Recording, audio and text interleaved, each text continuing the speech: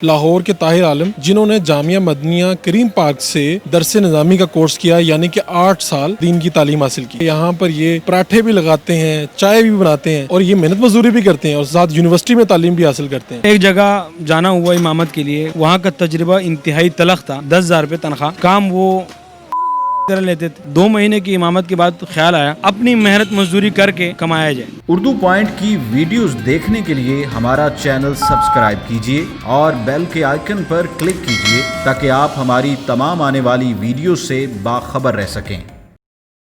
السلام علیکم ناظرین، آپ دیکھ رہے ہیں اردو پوائنٹ، میں ہوں فاروق شہباز بڑائچ۔ آج میں آپ کی ملاقات کروانے جا رہا ہوں لاہور کے طاہر عالم جنہوں نے جامعہ مدنیہ کریم پارک سے درس نظامی کا کورس کیا، یعنی کہ 8 سال مسلسل دین کی تعلیم حاصل کی۔ یہ ایم فل کر رہے ہیں، یو ایم ٹی سے ایم فل کر رہے ہیں، اور سب سے بڑھ کر یہ بات ہے کہ ہمارے جو طلبہ ہیں مدرسے کے، جو درس نظامی کرتے ہیں یا کوئی کورس کرتے ہیں، اس کے بعد وہ کہتے ہیں کہ ہم کوئی کام ایسا نہیں کریں گے، ہم صرف ممبر پہ بیٹھیں گے۔ لیکن یہ ان سب سے مختلف ہیں۔ یہ آئے ہیں، انہوں نے اپنا یہ سلسلہ شروع کر رکھا ہے۔ یہاں پر یہ پراٹھے بھی لگاتے ہیں، چائے بھی بناتے ہیں اور یہ محنت مزدوری بھی کرتے ہیں اور ساتھ یونیورسٹی میں تعلیم بھی حاصل کرتے ہیں۔ طاہر عالم کی کہانی کیا ہے، وہ کیسے اس طرف آئے، انہی کی زبانی سنتے ہیں۔ طاہر عالم صاحب، یہ جو درس نظامی کر لیتے ہیں، یہ تو ممبر پہ بیٹھنا پسند کرتے ہیں، سفید شلوار قمیض اور ویسٹ کوٹ اور کوٹ، آپ اس طرف کیسے آ گئے؟ شروع میں جب فراغت ہوئی تو ہمارا بھی یہ خیال تھا کہ یار کوئی مسجد ہونی چاہیے جہاں ہم بیٹھ کر لوگوں کو دین کی تعلیم دے اور امامت کروائیں۔ پھر ایک جگہ جانا ہوا امامت کے لیے، وہاں کا تجربہ انتہائی تلخ تھا۔ کیا ہوا وہاں پہ؟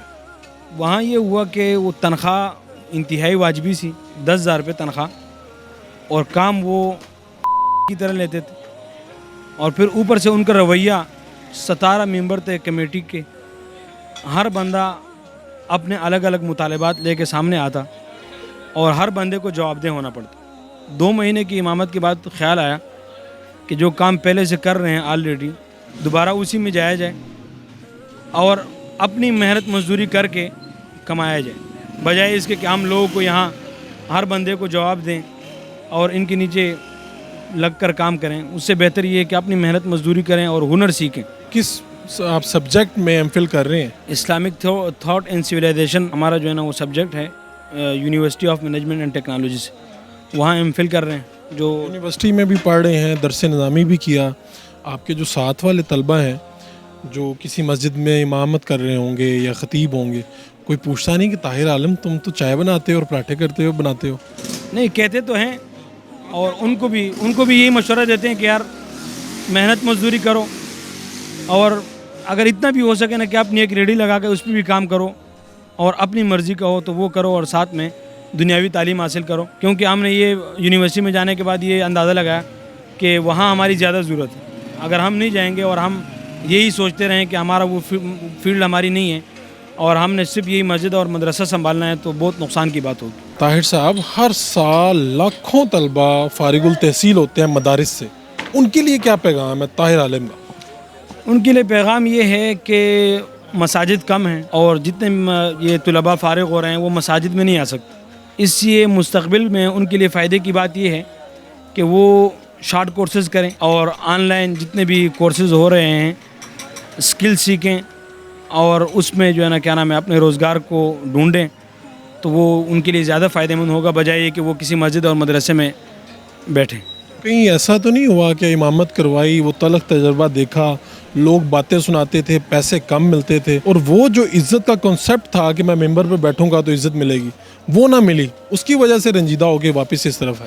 ہاں، اصل وجہ تو یہی ہے کہ اب کہیں امامت وغیرہ کرانے کو زیادہ دل نہیں کرتا، اور ایک ذہن بنایا ہوا ہے کہ انشاءاللہ العزیز جب بھی موقع ملے گا اپنی مسجد بنائیں گے، جس میں اپنی مرضی کے مطابق جس طرح ہم نے پڑھا ہے دین کو لوگوں تک پہنچائیں گے انشاءاللہ۔ اور ایک بات یہ کہ آپ کے اساتذہ کو جب پتہ چلا کہ آپ یہ کر رہے ہیں تو انہوں نے کچھ کہا؟